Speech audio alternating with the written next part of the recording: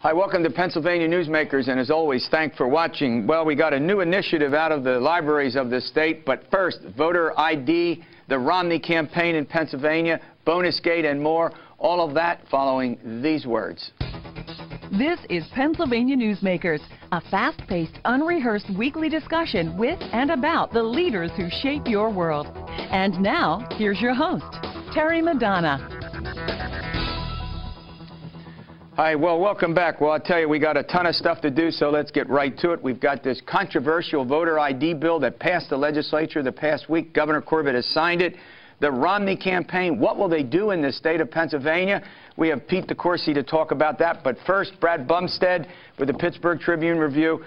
I'll tell you, Brad, both you and Peter have been around this Capitol for a long time. Was the verbiage tough on this or what? Yeah, it was 3 days of heated debate in the House on voter ID. And the net result is Republicans passed this bill. And starting in November, you'll have to show ID to be able to vote in Pennsylvania. And that ID has to have a photo with it. And that can be your driver's license, or it can be a passport, or military ID, right, university ID. Democrats predicted this will result in hardships for senior citizens and low-income people. Republicans say, look, if you don't have photo ID now, the state will give you one for free, but you have to go to a PennDOT office to get it. The allegation behind all of this from the Democrats is it was intended to help Republicans win elections, particularly the presidential race this year. Hard to say whether that's going to happen, because they also claimed that there aren't a lot of instances of fraud. So if that's the case, how can it have much impact? Yeah, now there are about 15 states, you correct me, either one of you, about 15 states have done this. Some have, there was an argument that we have a stronger ID law, meaning we have fewer sources of ID that you can produce. And in addition to that, the Republicans would say that you have to produce a voter ID for everything, Peter. Everything. You can't live in this world without a voter ID. Yeah, and I mean, you know, there were talk during the debate. They talked about, you know, if you go to your gym, if you want to buy most prescription allergy medicines. Right. So that, see a doctor. Go to a bank. Yeah, you are showing your driver's license quite a lot. Yeah. And keep in mind that if you look at the voting age population of Pennsylvania and the number of driver's licenses allotted to different individuals in Pennsylvania, the difference is only 120,000, and only 80% of those people are registered to vote. So you're starting with no more than 1% who won't have this, and not even clear how many of those 1% are registered to vote or will vote. Now, Brad, the Democrats have said that they're likely to go to court on this, that I would presume they would seek to enjoin it so that it wouldn't go into effect. Pick that narrative up. Well, the Senate Democrats have threatened to sue. The ACLU has indicated they will sue over this. And undoubtedly there will be a lawsuit. There'll be an effort to try to get an injunction. Who knows how that'll go. Right. But Majority Leader Mike Terzi told reporters after the vote that the Pennsylvania law is patterned after the Indiana law, which was upheld 6-3 by the U.S. Supreme Court. So they think they're on solid legal ground with this. There is also a question of whether the Justice Department can intervene. That sounds like a long shot based on... Because we're not under the Voting Rights Act, and therefore we don't need pre-clearance to get these kind of changes. Not like Texas did, where they blocked Texas's. They needed pre-approval from the Justice Department. But 3 Pennsylvania counties are under the Voting Rights Act in terms of having Spanish language on the ballot, which would give an opening to come in on this, but it's pretty remote. I want to turn to Peter with this big story about the Romney campaign. But before I do, there's one other wrinkle to this. It won't apply to the primary for our listeners. Is that correct? That's correct. It won't be required for the primary, but you'll be asked for your ID. But if you're voting for the first time, or you've moved from precinct to another precinct to vote, then you still must provide a voter ID under the old law. Is that correct? Yes. Now, and then finally, you have 6 days when it does go into effect in the fall. Provisional, you'll vote provisionally, and then you have 6 days to provide something, correct? That's correct, but you would have to come back with a photo ID. I get it. I get it. So who's going to want to do that twice? All right. There was Peter, I thought it was a big story this week, and you wrote a great piece about it. let's start with the big thing. Romney is not going to surrender the delegate hunt in Pennsylvania, 54 delegates, 3 out of each congressional district. You picked that story up. Yeah, the problem, though, is the way we elect delegates, Terry, because the state of New York, just to our north, elects delegates like we do by congressional district. But how the candidate does in each congressional district determines how many delegates you get. Here, the delegates run unaffiliated in the Republican primary. The Democratic primary is a typical American primary. They run as pledged delegates, and you get to pick later who wins. But in the Republican primary, it is what they call a beauty contest. So what happens is, particularly the Gingrich and the Romney campaigns did a good job of recruiting semi-famous people in each congressional district to run. So for example, Rick Santorum might win the state with 55% of the vote, right, but only get a third or less of the delegates because it's a beauty contest. They have big names. Yeah, I want to run to a break. I want to hang in on this story. I particularly want to ask you about the supporters that have now come out and endorsed Romney and what you think will happen in the campaign. All right, the Romney campaign in Pennsylvania. I wonder what Senator Santorum thinks about that. We'll be back in a moment.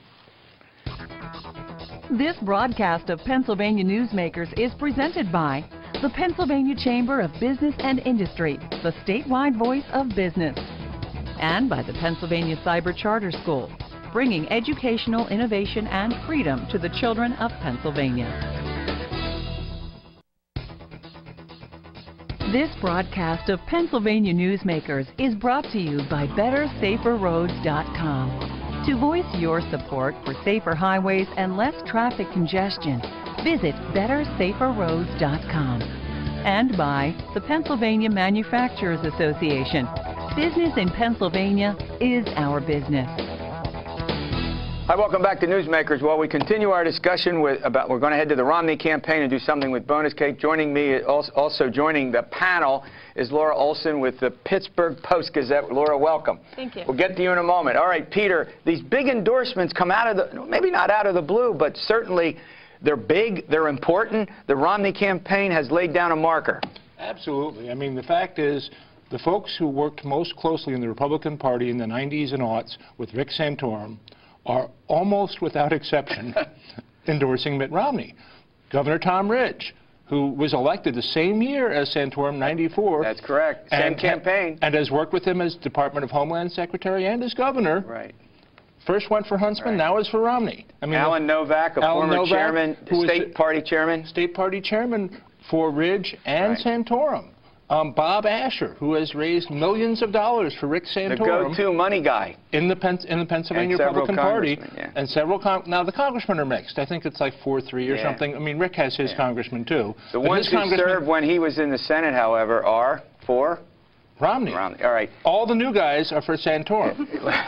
Laura, where's Tom Corbett in this? Oh, he is staying out of it. Now, last week we saw his former campaign manager, Brian, who works for Brave Under Cox, which is Rick Santorum's media firm, come out and say he's going to be the state director for Rick Santorum in Pennsylvania, but the governor told us very clearly that that doesn't mean he's going to be a Rick Santorum guy, and he's probably going to stay out of it before the primary. Brad, there's some... Go ahead. And that goes back partly to the fact that the Romney people aren't going to spend money here, because when you're only going to get delegates, and they've already recruited congressmen and state senators and other people like that to run for them as delegates, to beat Rick Santorum in this state, if they could, would cost like it did in Ohio and Michigan, and they don't have the money to spend on a beauty contest. Go ahead, Brad. Well, it means a little more in a Republican primary, but who's endorsed who to the average voter means nothing. I mean, who cares which congressmen have endorsed? The only place it makes a difference is in terms of if they are delegates, and then they are recognizable on a list of 15 people. So you're all in agreement that the big names matter, right, Laura? That's what you're all saying. Well, only in that sense, but not to the person who's going in to cast a vote. So in the polls we saw this week show that Rick Santorum was handily beating Mitt Romney among Republican voters. But the big question in each primaries we've gone to, Terry, as you see these pundits talk about, is who can win and who can beat Barack Obama. When you have the entire Republican establishment from the Santorum era saying this guy from Massachusetts can do better, because all of them know Santorum better than they do Romney. Brad, does that not mean that Romney won't at some point say, gee, I can embarrass him? Yeah, Laura's right, it's a big lead, but they dissipate once. But if is it too expensive? If Santorum wins 55% of the vote, as Laura mentioned, in the public debate, he's going to have countered the delegates that Romney picks up. Now, in the end, it's about delegates. I understand that, but it's also about momentum from state to state going to the convention. Now, there are five states. I call it the Big East contest. You got right? Well, no. Yeah, absolutely. It's Delaware, New York, Connecticut, and Rhode Island. Right. Romney should win Connecticut in a heartbeat. Rhode Island's small, a lot of Catholics. I mean, it would seem to me, Laura, New York and PA, it's just so expensive. I mean, running to, you know. We got a lot of media markets. We got a lot of people to try and reach out, and it's a big state. All right, go ahead. Last word. We're going to run to a break. At the end of the day, he wins just as much by just winning the delegates and not spending the money. Also, one thing, if all these Republican leaders care so much about reforming our election process, please change our Republican primary. The Democrats, so I know. At so least the if you want votes to count, I get it. Make our primary count. Good point. All right, when we come back, we're going to head to get a little update on Bonusgate. We have Pennsylvania politicians who've been, prosecuted and sent to prison? We'll be back in a moment. This broadcast of Pennsylvania Newsmakers is brought to you by Pennsylvania Credit Union Association. Pennsylvania Credit Unions, where people are worth more than money. To find a credit union that is right for you, check out ibelong.org. And by the Energy Association of Pennsylvania, Pennsylvania's energy information source. This broadcast of Pennsylvania Newsmakers is presented by the State System of Higher Education. 14 state-owned universities. The state system is the largest provider of higher education in Pennsylvania. And by the Hospital and Health System Association of Pennsylvania, working towards a healthy Pennsylvania. Hi, welcome back. Well, we got some big news in the continuing saga with Bonusgate, plus a trial for a state senator not connected with Bonusgate. Brad, take over. Former House Speaker John Purcell and his co-conspirators will be sentenced this week in Dauphin County Court for their role in using $10 million in tax money to buy sophisticated computer equipment for Republican campaigns. That sentencing follows the second round of felony convictions for former Representative Mike Vion, a Democratic leader, again using public resources for campaigns.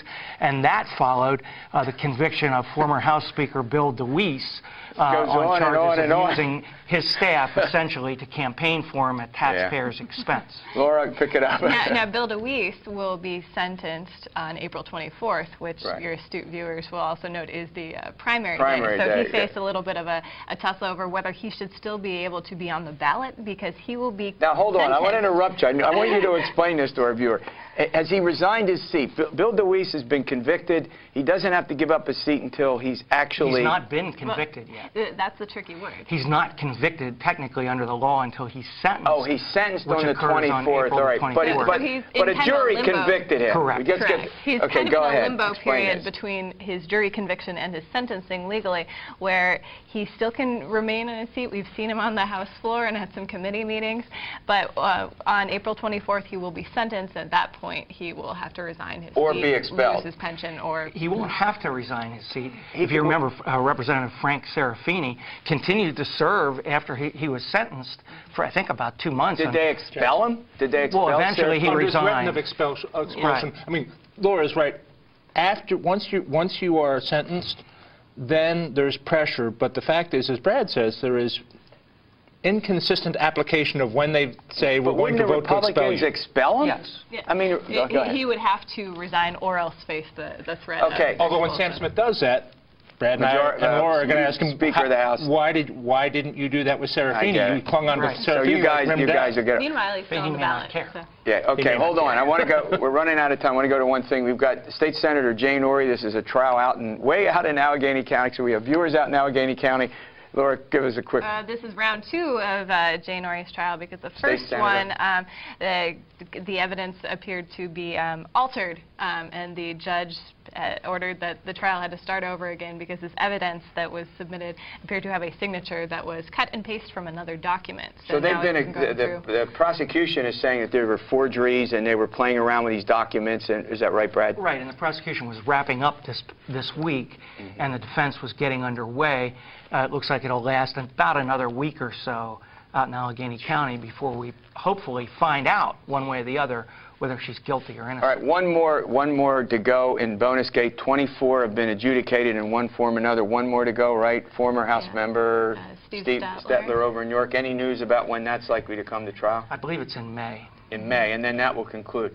Yes. Pete DeCoursey, any word? Well, it might not conclude. Remember, we've never had the Attorney General, either Attorney General, say it's over. That's where I was going to go with you.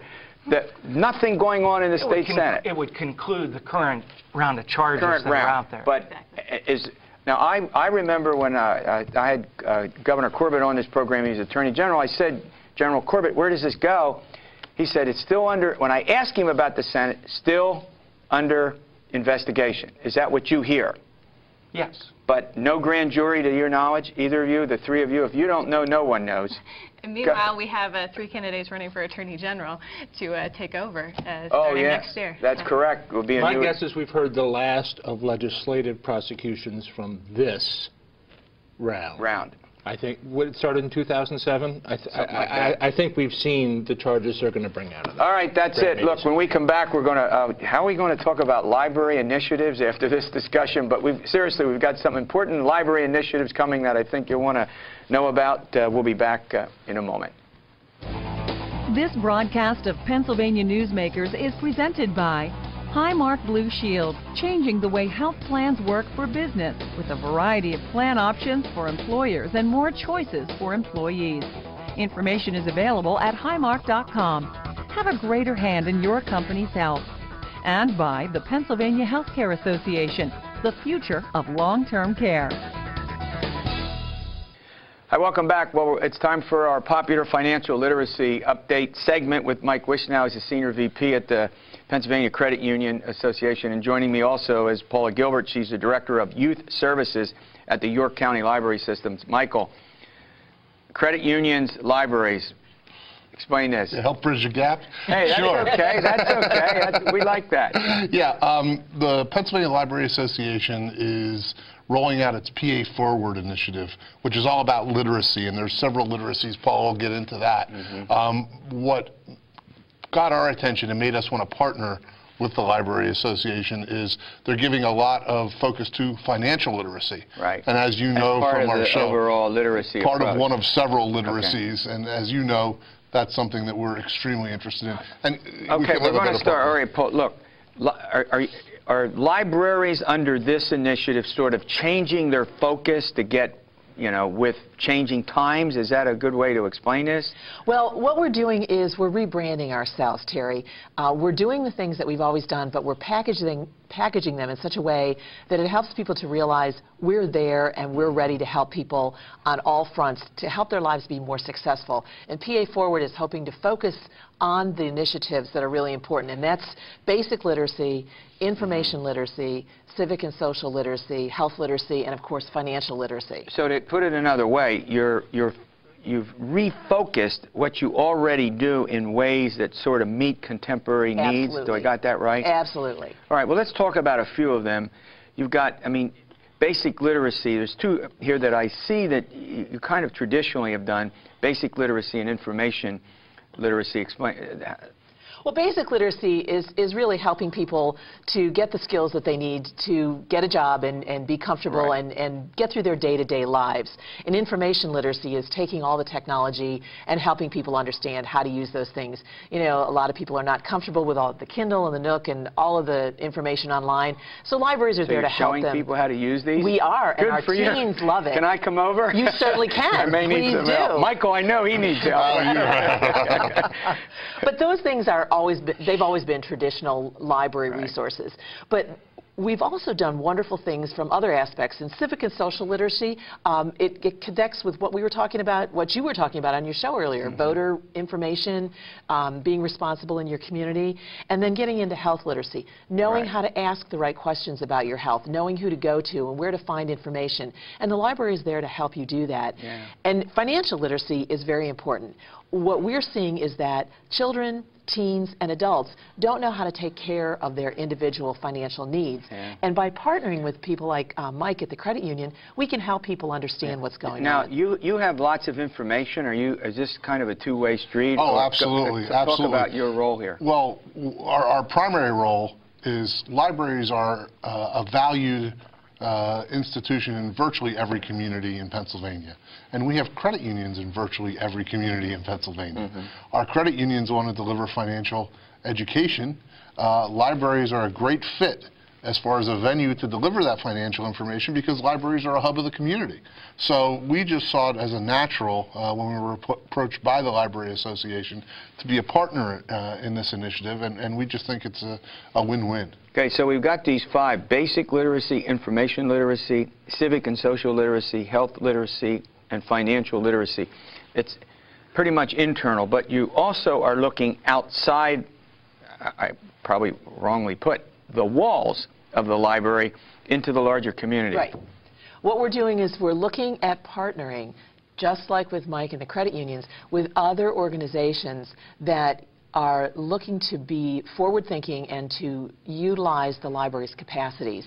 We're looking at other nonprofit agencies. We're looking at some profit-forming companies that to help us get the word out and to partner with us. We have an advisory board. We have a partnership board.